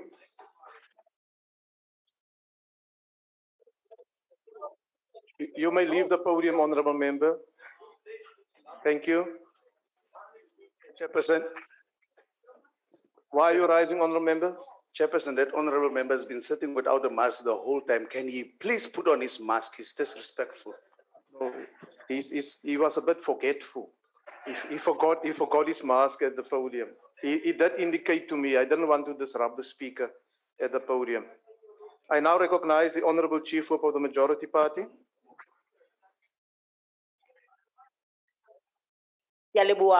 Modulasetulo ke sisinya gore ntlo ena e amoele tlaleho ena e beilweng ka mona kajeno. Ke a leboha. The motion is that the report be adopted. Are there any objections? Honourable House Chair, please note the objection of the DA.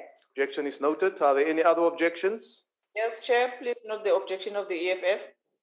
That of the EFF. Any other objections? And the UDM, Chair. The UDM as well. Any further objections? As there are no further objections, with those objections that has been raised by the members of those parties, the report is thus agreed to. The Secretary will read the 7th and 8th orders together. Consideration of report of Portfolio Committee on Higher Education, Science and Technology on 2020-21 third quarter performance report of the Department of Higher Education and Training. Consideration of report of Portfolio Committee on Higher Education, Science and Technology on financial and non-financial performance of 2020-21 third quarter of Department of Science and Innovation. I will now call upon the Honourable Makachwa, who will introduce the reports.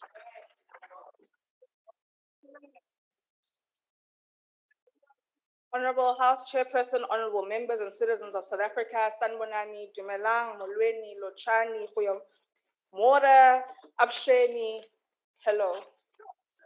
The committee tables before the House for consideration both the third quarter reports of 2020-2021 of the Department of Higher Education and Training, as well as the Department of Science and Innovation. At the end of the third quarter, the department had spent 93% of the available budget and achieved 71.4% of its planned target for this quarter. Perhaps if we were to acknowledge some of the achievements of this particular quarter, we would state that indeed the Hollywood that had become of the department was of great concern to the committee, as stability in key senior positions of the department is essential for effective and sustainable governance and management. Thus, the committee welcomed the process of filling 3 of the Deputy Director General posts and the CFO post as well, which have to date been successfully filled. There has been a growing concern in society regarding whether or not the skills and knowledge that young people are acquiring in institutions of higher learning are responsive to the socioeconomic needs of our society, essentially speaking to a concern around a skills mismatch. Thus, the committee has noted with interest the publishing of the 2020 National List of Occupations in High Demand, together with a technical report for the 2020 Critical Skills List by the department. And we're really hoping, Chief Whip, that through this, perhaps we could also address the graduate unemployment crisis in our country. It can't be that young people are going to institutions of higher learning, acquiring skills, but cannot be employed thereafter. In relation to recommendations, the committee really implores on the department to timelessly update the guidelines for the implementation of the DHET bursary scheme for poor and working class students in public universities. COVID has had a noticeable impact on the teaching and learning experiences of lecturers and students. Thus, we had recommended that the department make an analysis of lessons learned during the 2020 academic year, in particular, the implementation of the multimodal learning modes. This analysis was presented to the committee on the 26th of May, 2021. Then, noting the concern that perhaps the TVET and CET programs are not being as prioritized as the university program, the committee recommended the review of the current funding model for the PSET sector so that adequate resources could be allocated to the TVET and CET sectors in creating equity amongst these various sectors. Lastly, on DHET, we received this briefing in March 2021, or when we received this briefing in March 2021, we implored on the department and all stakeholders to plan better for the academic year 2022, so that we don't look like people who didn't know that students are going to school the following year. But also noting how much pressure COVID has placed on the sector, it's very important that we are more proactive and have a more comprehensive strategy and plan to ensure that we're able to ensure a more smoother start of the 2022 academic year. So we really hope that throughout this period where we will not be meeting with in portfolio committees with the department, that the department will continue to ensure that it is ready for the 2022 academic year. And that we come in November, we'll receive a comprehensive and tangible plans on their state of readiness for the academic year 2022. Now, on science and innovation, the department spent 79.5% of the available budget and achieved 59% of their 34 planned targets for the quarter. At the point of which the report was presented to the committee on the 9th of March 2021, Cabinet had not yet approved the draft Science, Technology and Innovation Decadal Plan, and we note that COVID also slightly attributed to that particular delay. The plan has now, however, been approved as of the 24th of March 2021, and we really welcome the updates that the DSI has given us with regards to the developments in terms of the cross-departmental consultations that have been taking place with regards to better coordinating budget, particularly to be earmarked for for science and innovation projects, because science and innovation is not a DSI issue only, but it must be found found in existence across various departments, and we really can't wait for the department to start sharing this decadal plan with external stakeholders as well. So noting that, noting all of that, the committee will really commit itself to monitor progress in the implementation of these recommendations that the committee has made.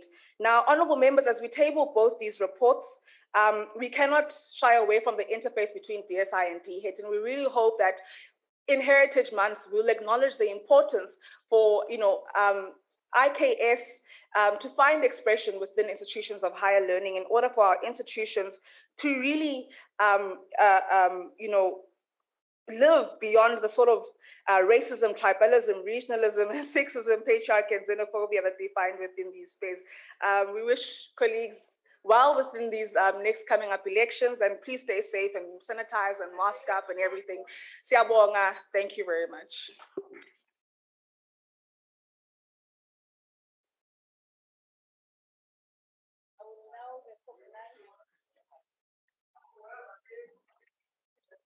I will now recognize political parties wishing to make a declaration. The usual times for declaration of votes will apply. House Chairperson, the Democratic Alliance. Yes, Honorable Member. Okay, COVID-19 is not without borders, and neither should science be. Higher education provides people with an opportunity to reflect on the critical social, economic, cultural, moral, and spiritual issues facing our humanity. It contributes to national development through dissemination of specialized knowledge and skills. During the third quarter of 2020-2021, the Department of Science and Innovation embarked on two significant research outputs. The CRISP research in the discovery of the corona variant 501.V and the indigenous knowledge research on plant-based medication to combat COVID-19. This is an indication that there was capacity to embark on world-renowned research. Now the question then remains, why did our government see the need to import epidemiologists from Cuba instead of using local research capacity? To give effect to the objectives of the Department of Higher Education, 93% of the available budget was spent, amounting to 95 billion rand. This amounted to a lower than expected projected spending of 353 billion rand. The department had 7 planned targets, of which 5 was achieved. During the quarter, the critical skills list was released. During this period, NEFSA grappled with extended allowance payout and the failure to roll out the laptop initiative for the use of students during their online examinations. As a result of both these failures, an amount of 88,016 TVET college students and 8,326 university students failed during the 2020 academic year. And as a result, had the NEFSA funding withdrawn. Science and innovation should be the focal point in our country to ensure the desired impact on knowledge generation, knowledge exploitation for public good, and economic competitiveness to support government and decisions and providing support to SMMEs. This can only be realized when the government spending on R&D is close to 1.5% of GDP. Over the years, the scarce skills concept has been used to frame debates about the relationship between post-school education and training and the economy. The scarce skills discourse offered an explicit challenge to post-school institutions. It seeks to influence higher education funding, programming, and missions so that it is orientated around market demands. Directing funding towards scarce skills is a challenge, and with dwindling funding, this gap of demand and supply in the job market will widen to unacceptable levels. The Department of Science and Innovation, being the catalyst for the economic reconstruction and recovery plan, can only achieve its objectives when we have a break in the silo mentality of the departments through a cross-sectional approach. The Department of Science and Innovation should not budget for research and innovation projects, but government departments should earmark funds for the national systems of innovation. This will ensure an R&D expenditure of 1.2% of GDP. To deal effectively with this pandemic, it is imperative that the global scientific community collaborates. We need to leverage national investments, pooling financial resources, investing in the capabilities of our people, and align optimizing synergies between the national research agenda. In supporting this report, the governing party should ensure better collaboration of the Department of Higher Education and the institutions of higher learning. But most importantly, the governing ANC should learn from the Department of Science and Innovation on how to get things done. When cadre deployment is not imposed on and financial management measures should be in place to get more out of the little funds available.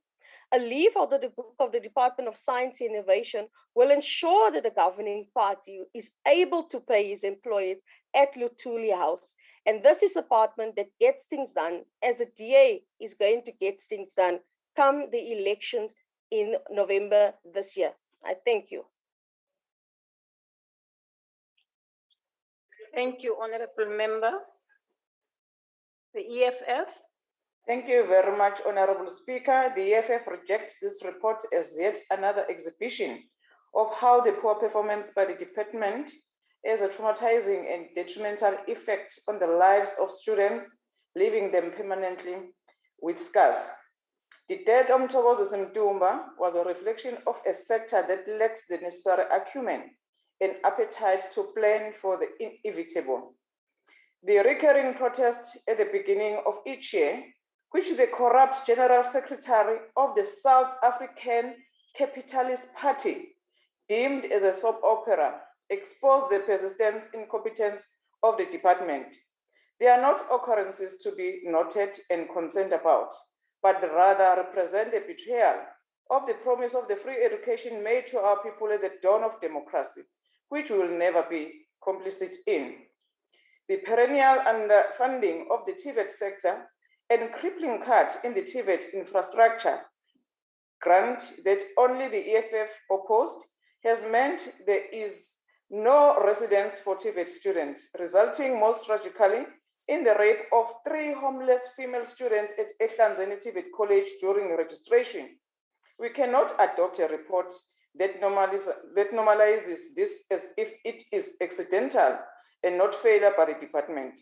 The same report, Speaker, that we are now expected to adopt state that there should be more funding for the tertiary sector. Yet, those who want us to support this recommendation here adopted an austerity budget which saw massive cuts to higher education a few months ago.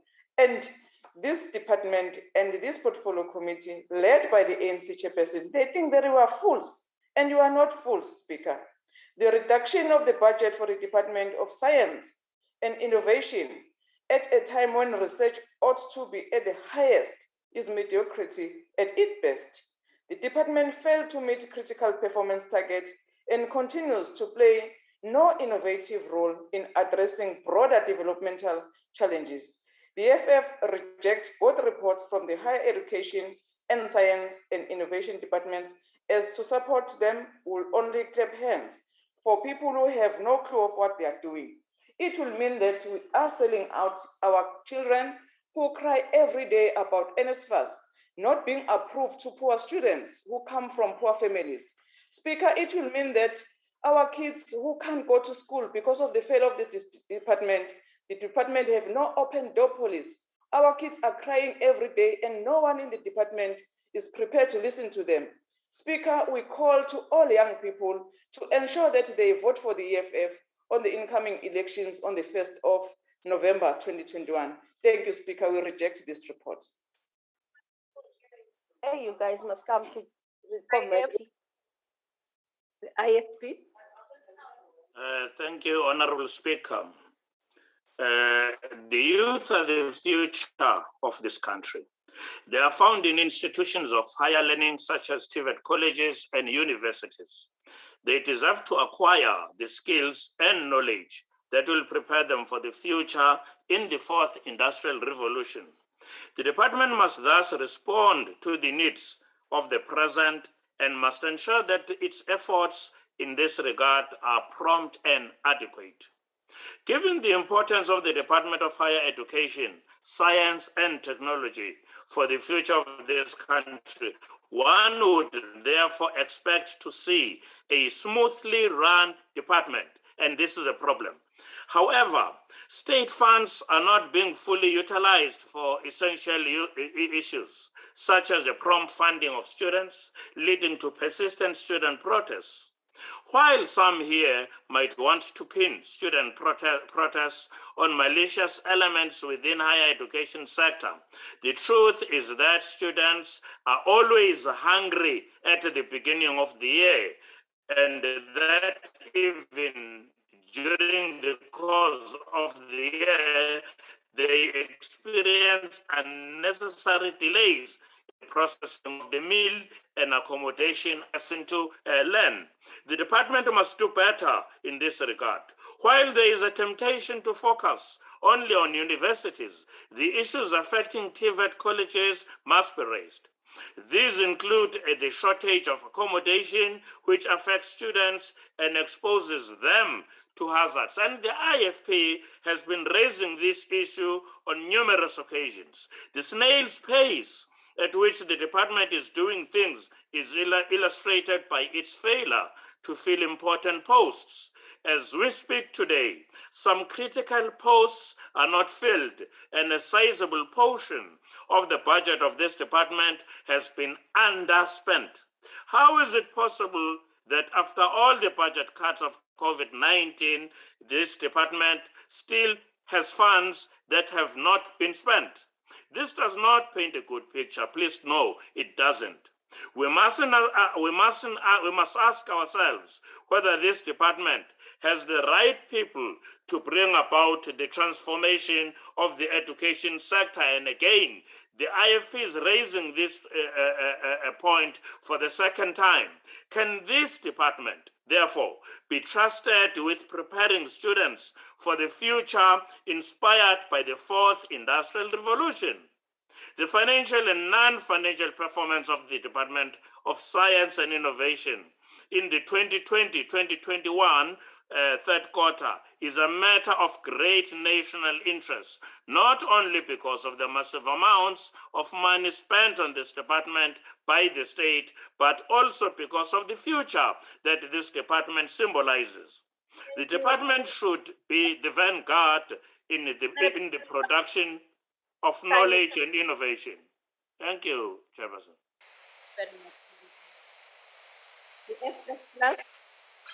Thank you, Honorable House Chair.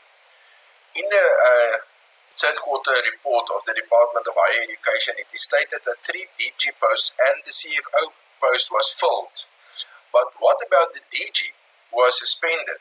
I know it's in another reporting period, but the report, it seems as if all is well and progressing in the department. But what is actually going on in Program 1, which is administration? And if one has the inability to fill vacancies as a chronic problem, isn't it maybe time to let go of quotas? Regarding Program 3, University Education, one could ask about the protests in higher education. If you keep on handing stuff out for free, you will never have enough. Then this would also be a chronic problem. Regarding the language policy, which has been finalized in this reporting period, I would submit that the decolonized language policy would not mean to focus only on the promotion of English, nor to elevate Swahili. That would only be intra-African colonization. It would mean something like developing a generic Nguni language and the generic Sotho language, which can be elevated to the same level of academic usage than Afrikaans and even English. The TVET, Program 4, is budget-starved. In the absence of economic growth, the only means of funding this program would be redistribution from university education, which is better funded. Maybe if we illustrate redistribution in this way, rather than redistribution from one segment of the population to another, honourable members will understand why the FF Plus does not support the whole idea of redistribution. Regarding skills development, this is where the DG bumped his toe. It will be good to know more about the stone. Bumped his toe against the stone. It will be good to know more about the stone, but I think that will come in a following report.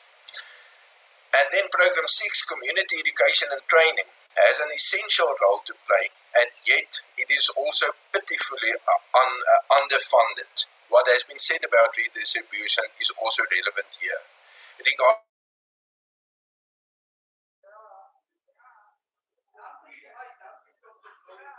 Well, I thank you, Honorable Member, even though you still had 34 seconds left. Okay, proceed. The ACDP.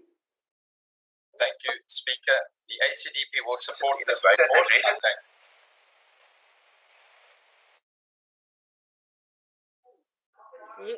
We're not voting, it's a declaration.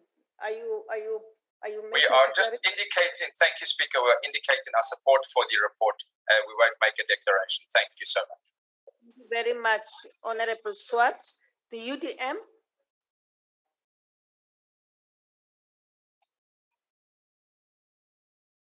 ATM,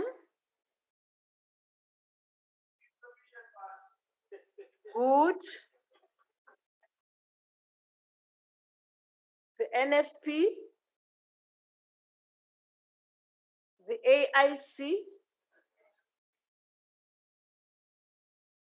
Hope,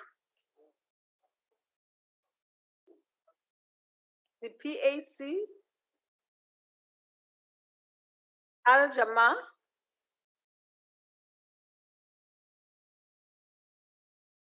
the African National Congress.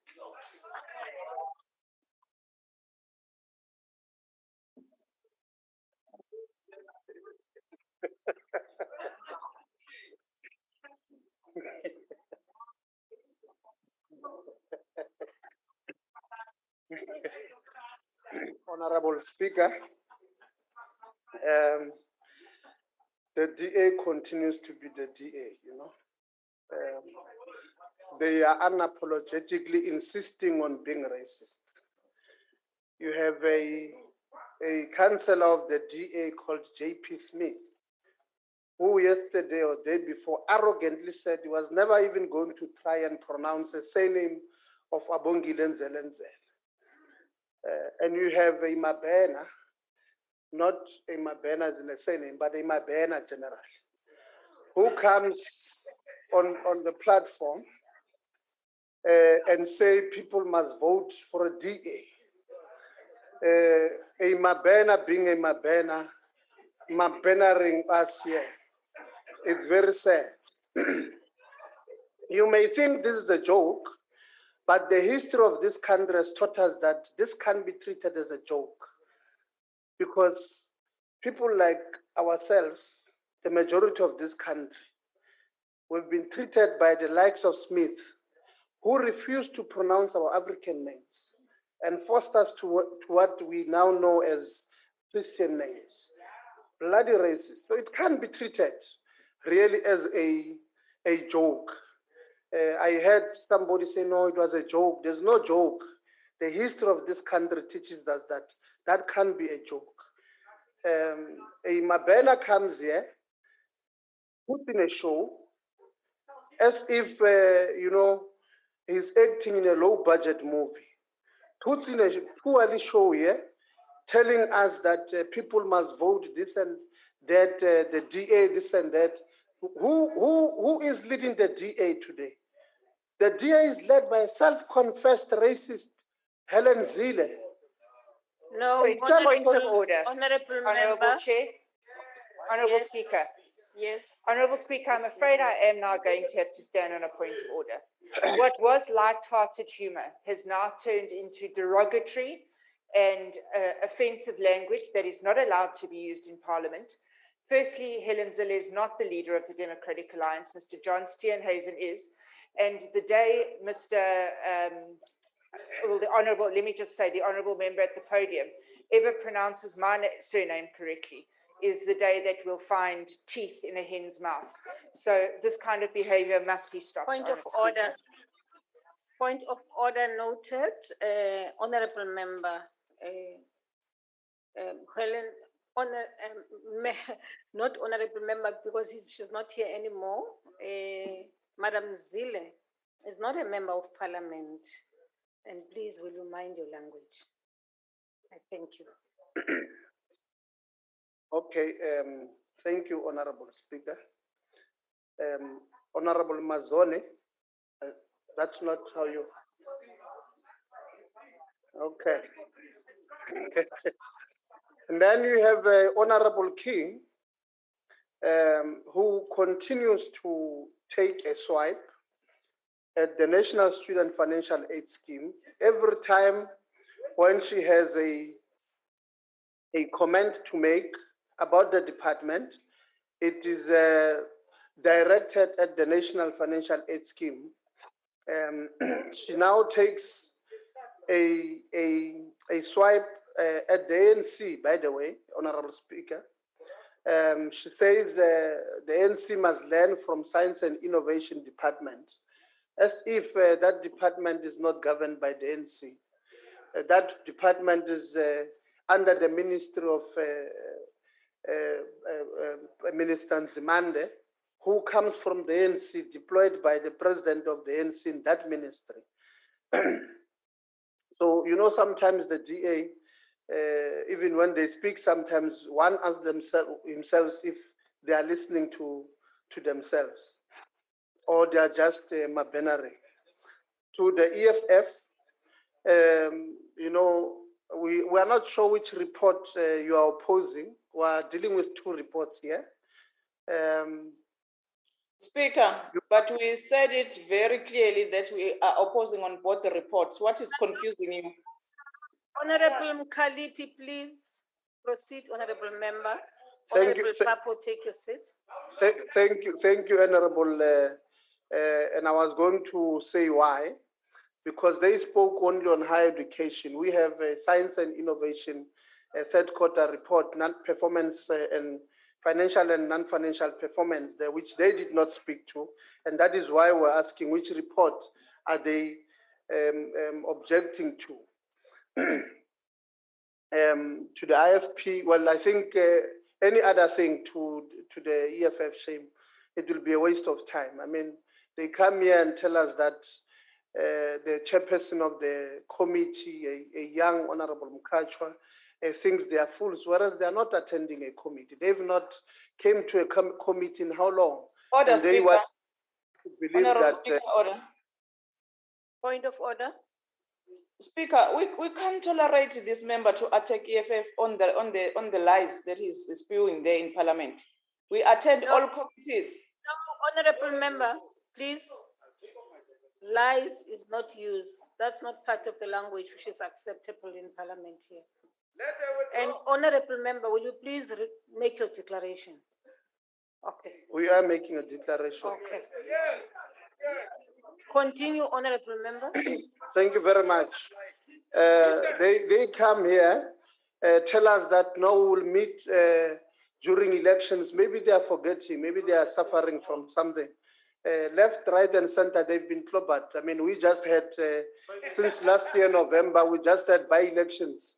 Clobbered them left, right, and center. Maybe they've forgotten, but this year, again, we had by-elections, the same thing happened. So maybe we must just remind them, on the 1st of November this year, we're also going to do the same thing. To the IFP, thank you very much for supporting, but you know, spending money for the sake of it is not necessarily being smart. Money must be spent, yes, but it must be spent to the correct programs. It must follow the right processes.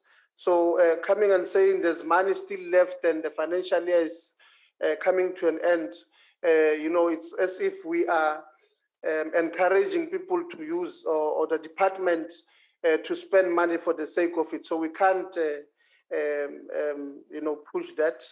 To the Freedom Front Plus, again, a classic example of, you know, growing up in Orania generally, you know, that mentality of Orania. And I'm glad that network also is a challenge in Orania. So we could not hear the parting shot of the member there.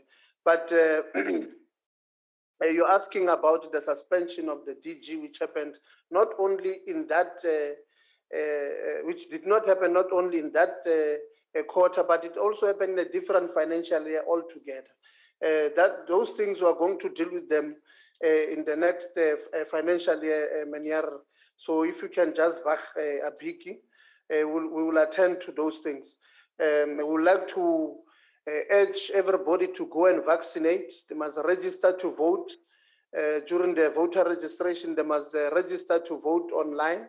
And don't forget to go and vote the NC on the 1st of November 2021. But 2 days before that, we are going to be busy with special votes. We'll come back. We're not going to take everything. We're just going to leave you what we have, smaller things, so that we're able to come and take a swipe at yourselves, like we'll continue to do next year. Thank you very much, Honorable Speaker. The NC support. What are you coming to say on the podium? You're not German card. German card, what do you come to say in the podium? Nothing. I try to be relevant at this point. Papo. Member Mkhalipi, for the third time, has opened her mic on the Hey, leave virtual. me alone, wena, Papo. Leave me alone. I'm not your child. Leave me She has alone. not- Part of people who are speaking. Honorable Mkalipi. She has not been asked to withdraw what she's saying without authority of the presiding officer. Hey, wena, you must go back to Gauteng where you were rejected at a This is provincial the- level. must Stop remove boring that us, wena, Mkalipi mkhulu, here. Papo. Leave us alone, wena, Papo. We are aging here. Leave us Left. alone. This cannot be allowed. Remove Mkalipi. The mic Will you and please mute continuously Honorable Mkalipi? insult us on the platform. Secretary, will you please mute Honorable Mkalipi, please? Thank you very much, honorable members. You see, two wrongs can't make right. I mean, she's out of order that side, and you also continue. I mean, really. Now, Honorable Mkalipi, you are not going to collapse this sitting. We will now continue until we complete our business of the House. Now, if you continue, I will then have to mute you or throw you out of the chamber. I thank you. I now recognize the Honorable, the Chief Whip of the Majority Party from the chamber. Mandibulele kuwe somlomo nendlu yowisonoxingo umthetho. Phakamisa into yoba ezingxelo zombini njengoko bezifundiwe mazamkelwe yile ndlu yowisonoxingo umthetho. Enkosi. The motion is that the reports be adopted. Are there any objections? No objections, agreed to. Now, honorable members, before we adjourn today, I wish to say a few words. Firstly, the session, even though short, has been very busy and indeed productive. Amongst others, Parliament has been able to finalize crucial legislation aimed at combating gender-based violence. That is in the form of the Criminal Law and Sexual Offences and Related Matters Amendment Act Bill and Domestic Violence Amendment Bill. Thank you for this, honorable members. Today is the last day of sittings of the National Assembly until November 2021 in order to prepare for the local government elections. As we campaign, let us please be mindful that we are still in the midst of a COVID pandemic. We have lost many loved ones, including members of our parliament. We therefore urge all to observe the protocols so we can contribute in ensuring the safety of all. I wish all the parties participating in the elections well. May we have free and fair 2021 local government elections. I thank you.